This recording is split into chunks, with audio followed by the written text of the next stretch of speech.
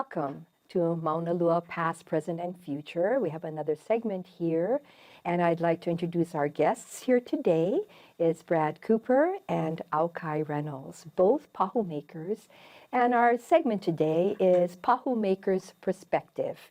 And welcome, both of you, to this day. And I know that taking time out of your very, very busy schedules has been a blessing for us to talk about two pahus we have here today. We have Kaniala'a, and we also have here Hano, Haweo, Kawekiu. And to bring things into perspective, first I'd like to mention that Livable Hawaii Kai Hui, who I am the cultural educator for, we'd like to incorporate into this the significance of why these two drums or pahu are here today. It came from our sacred grove of Niu out at our heiau, Havea, and I believe we have a picture of Koko, who actually Kaniala'a is made from, and if you look at the picture, it is the tallest Niu in the grove. And Hano actually came from a stump, and I think you can see that stump right there. It's just a short piece that's sticking out of the ground, and that is where that pahu came from, the Hano. So to begin our show today from a pahu maker's perspective, if ʻAukai, if you can talk about Hano and the making of Hano, but I think it's interesting to note how your halau came into acquiring this stump. It happened that on one of the cleanup days I was at Havea, and I noticed this stump out of the grove, and I said, I wonder, maybe this could be made into something, I am not sure. So I talked to your kumu, Vito Baker, and I asked him if he could make use of this stump, and I would give it to the halau to do with whatever they would want to do. And so I'd like for you to take the story from there. Well, so my perspective is that Kumu Vito came to me and said, I have a project for you. And so, whenever the kumu asks, you do what the kumu does, and whatever he says is what you're going to end up doing. So he said, we have this stump that we got from Kaleo in Hawaii Kai and a place called Havea, and I didn't know anything about it. And he said, it's rather significant, so I'd like you and the boys to take the stump and make a pahu out of it. And just, give it your own perspective of what type of design it should have, how long it should take. But he said, we want to kind of move this along. So I went and looked at the stump. It has great character to it. I really like that it has these pots and holes and darker spots in it. And so we proceeded to just kind of start by leveling it out, the top and the bottom, carving out the inside. But what I really wanted to do was get as many of the guys that we have in our halau and Halaui Kawekiu to get their hands into it. And so we scheduled different days. Every Sunday they would have to come earlier, like an hour, to work on the pahu. And so we had different groups of guys coming. And so they could all get their hands in and make sure that their mana goes into the drum.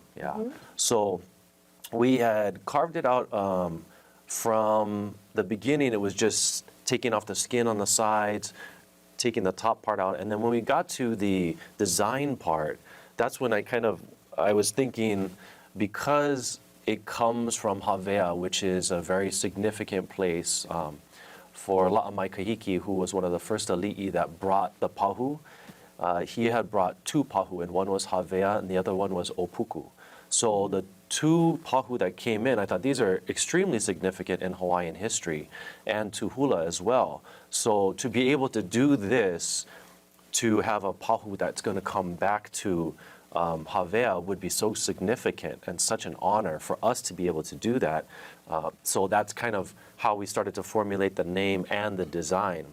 So the design, what I was looking for was something that was very, very old and very, very reminiscent of how old pahus used to be made. And La'amai Kahiki was known to be of the three-hulled canoe is how he traveled. And he also had 3 wives and then also had 3 sons. So there's a very significant 3 number in there, which is why the Pahu, we ended up doing three of these loops going down. That's why it has the 3. We wanted to make that a significant part and also to represent an older style Pahu. So when we started working on it, it became almost like as easy as, as it unfolds with like a poem. Very similar to that we were able to just come up with that design and then incorporate it. We wanted it to be a little bit more 3-dimensional as well. So when our guys started working on it, they started first just carving and cutting traditional style with no power tools at all chisel, and they started doing the loops, which are really significant of the ʻAʻaliʻi capes in that type of half circle, half moon shape. So that going around brings in and ties in the ali'i part of it, of the design.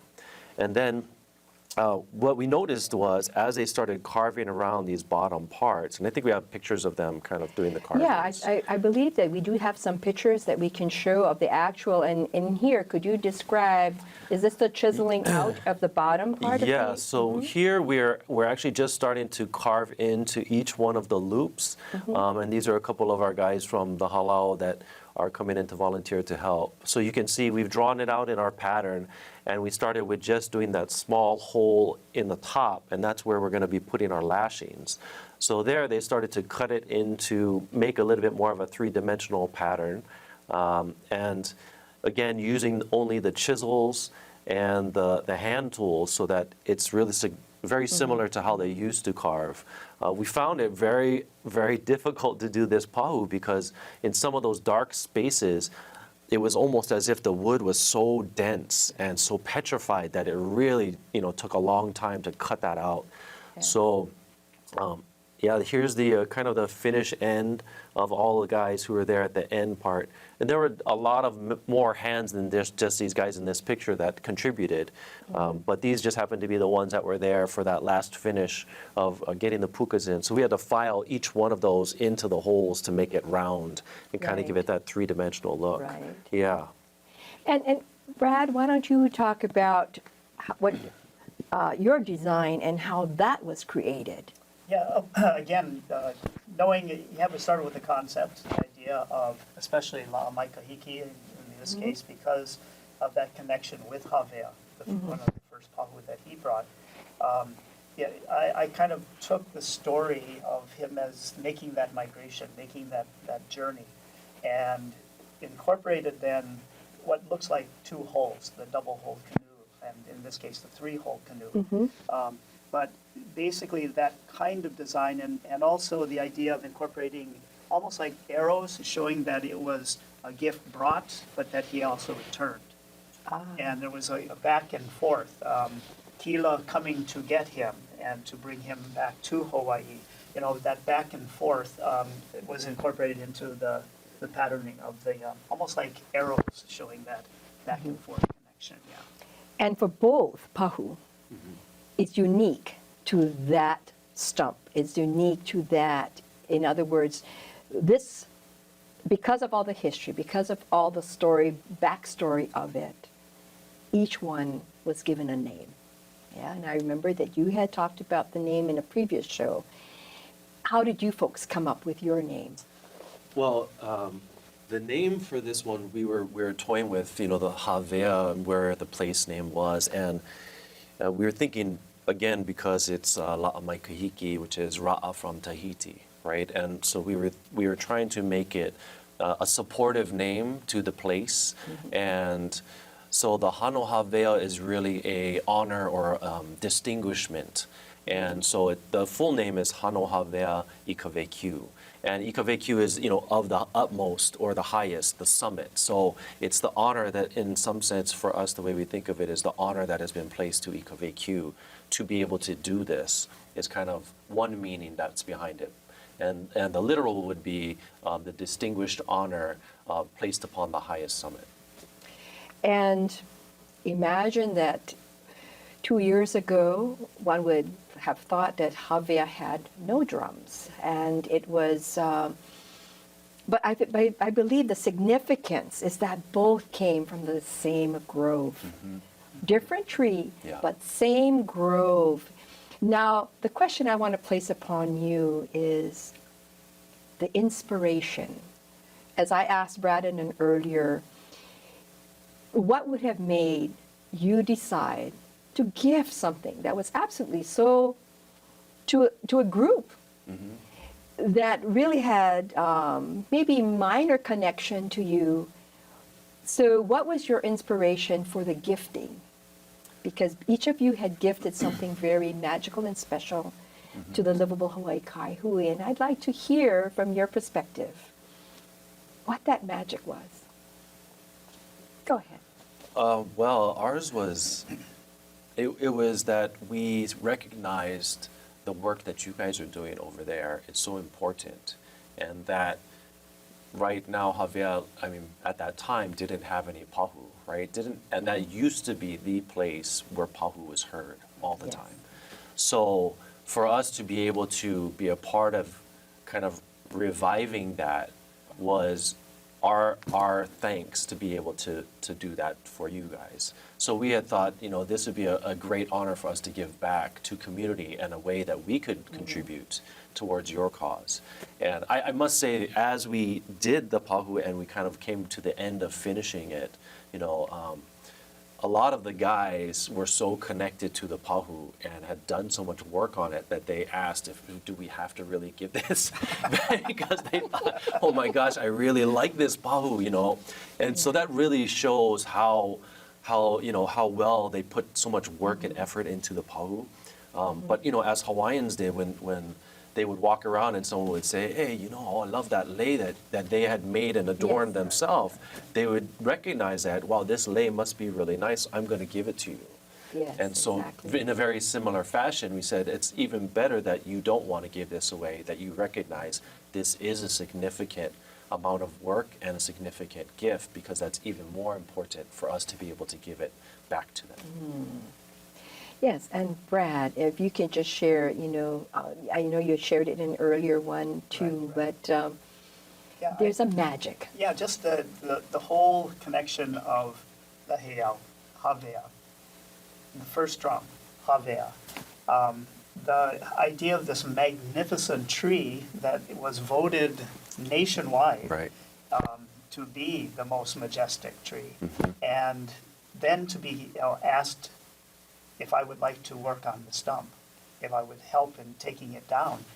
That was the honor to me. And there was no question in my mind that this was going to be a gift, to the hui and to the community, Yes. to the at-large, the Maunalua, all of Maunalua, because it eventually will sound and be heard throughout all Maunalua. And that is the intention of the Pahu. Yes. They were used as announcement, a tool of announcement Right. when special things, special occasions, birth of an ali'i, that type of thing. And that's why it needs to be that gift given to Maunalua, to the community. And that's a wonderful perspective from both of you. And I'd also like to add as a backstory, when I bought the stump to the halau, I had no design or anticipation that it would ever come back. It was a Wow. gift to the halau. Right. Wow.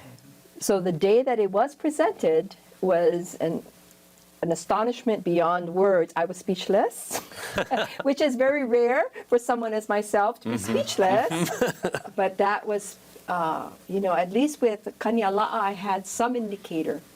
But in this one, I had already given Right. as a gift. And I said, yes, it would be nice, but if they work on it, they should have it, and to have it come back. And as you can see in the picture here with you, ʻAukai, Oh, yeah. that I was not smiling because I was still in shock. And I was, and as a matter of fact, in this particular picture, Hano Haveo is on the stump that Right. it came from. Right. It was given back and presented in exactly the same place Nice. that it was. It had stood in Havea.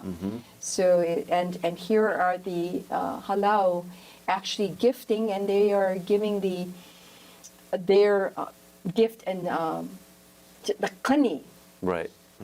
of Hanohaveo, and which was a very, very special event as well. So in both times, the gifting was as much a process as the actual gift of the pahu.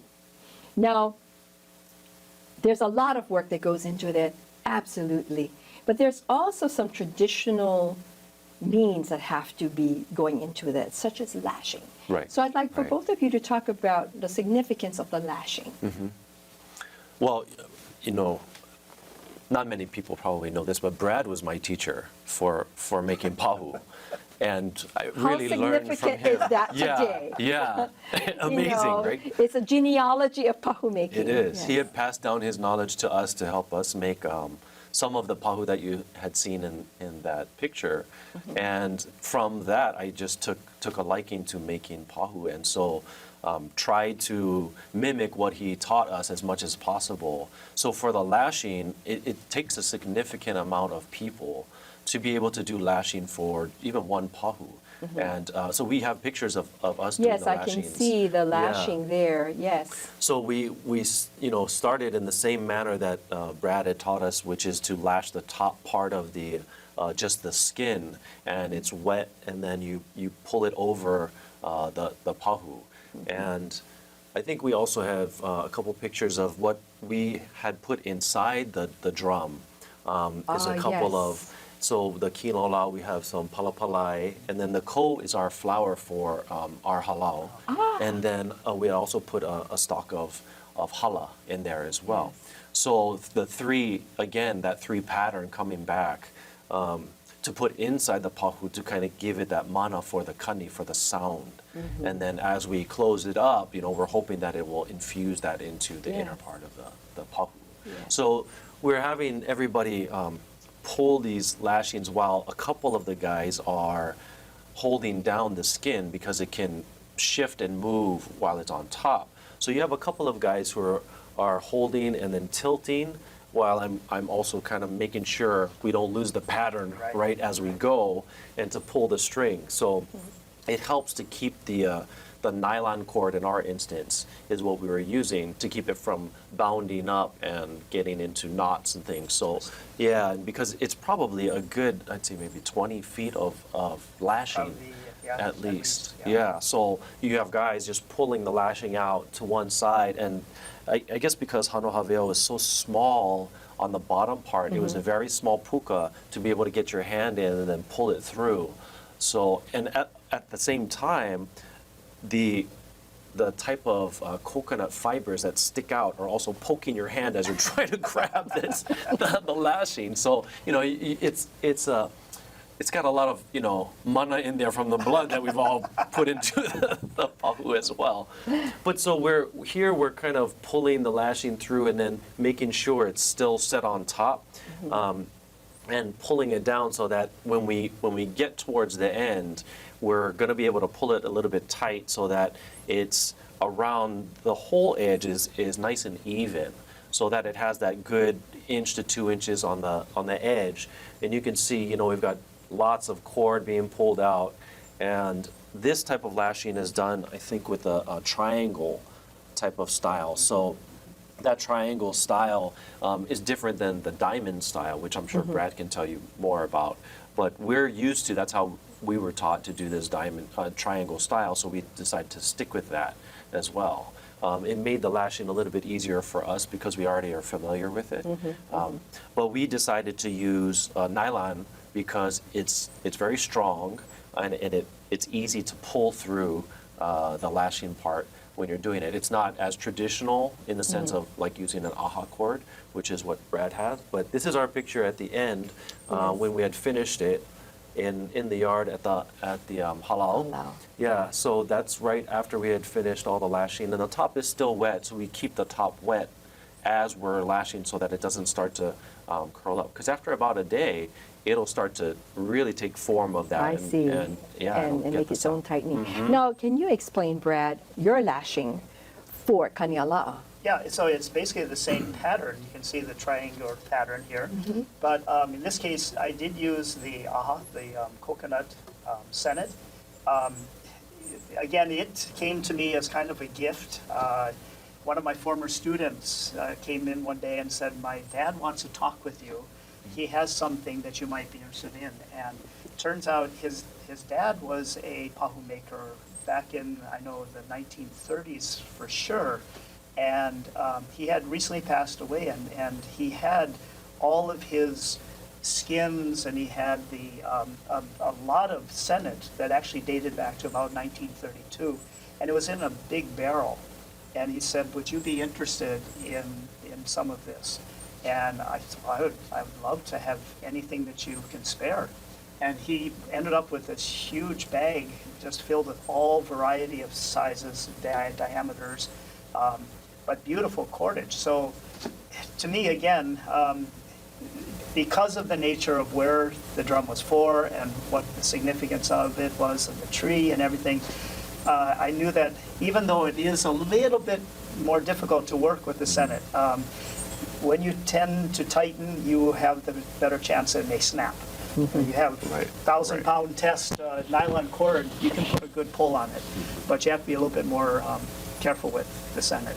And that's why I did end up using it. And so it actually kind of fell right in pattern with its kahiko also. Yes. Yeah. Yes. It seems as though both drums and their journey into its how it is today, the journey itself is a story, the journey and all the different parts of the story just seem to have fallen into place. Let's say for your boys really getting attached to Hanahaveo and the cordage coming to you. It's just such a magical thing to happen for such a wonderful place like Havea. And I just wonder if, maybe I shouldn't wonder. I know that there's something else that's going along here that's pulling our little strings to say we need to have it. And one of the good things that comes out of this journey is to make sure that both drums are played in East Oahu for more than just our events, but for all the events that are happening on the East Oahu area, Maunalua, and we'd like to refer to it as Maunalua instead of Hawaii Kai, for that is the traditional name. And to have both drums be there in proximity as they are stored there until at such time we can, the hui can get someplace secure, is just such a blessing and magic for all of us. Now, in continuing with the story and the journey, you folks are here today to talk about what has happened. And I'd like to just throw out to you your wishes on what you have created. What is your wishes? What do you envision for both drums? I can start with you, ʻAukai, I can start with you, Brad, whichever one. Well, I think in my daydreaming of what could happen, I would love to see a significant event over there with tons of pahu. And, not just the pahu makers, but the people who would play and dance, to really have just a resounding sound back in that area again would be so amazing. And I think it's possible. I think it's doable. If we're starting with just a few, it only takes a few to add on to and keep on growing that number of pahu that end up there. But I think that would be nice. Wonderful vision. All right, Brad. I see the same thing. The pahu are meant to speak. They're meant to get out their voice. And, to have some type of event where, again, they are being put to use so that their voices are heard, I think it's a must. Yeah. And it is such a beautiful place. I mean, you just cannot not want to bring some more attention to it. And even to highlight the struggle that went through to save that area from what might have been a parking lot or a swimming pool or whatever. I think it is something that in my vision I would love to see almost a regular coming together of pahu, of dancing, of hula, of again just trying to bring back more of what the heiau should be all about. So, Livable Hawaii Kai Hui has a great task ahead of it, coming from the vision of the Pahu makers here that have gifted us the drum, which I do believe is very doable. And wouldn't it be nice on mid-May of some future year, to have these drums come back along with others, because other segments of the drum have been given to kumu, hula of other halaus, and I asked them, the only thing is we give these to you if when it's finished, if you could bring it back, wouldn't it be nice to invite other halau to come and just say, let us celebrate this day as a celebration to resound the voices of the original Havea in the reincarnation of other drums coming along the way. And as I said, this has been a wonderful, wonderful segment to bring our drums back, to actually have it here. And I'd like to say that the Livable Hawaii Kai Hui is an organization that has been solidly placed there in East Oahu in Maunalua, and we would like to invite our audience, if they would like to learn more about Livable Hawaii Kai Hui, about Havea especially, that we do have a second weekend every month that we can have a community day, and hopefully that we'll have these drums out sometime more often to come and celebrate with us on our journey. But if you would like to know more about the Livable Hawaii Kai Hui, we should have that on our you can contact us. We have it there on screen. But in our closing seconds, can you please honor us with playing some of us and drumming for us? Sure, of course.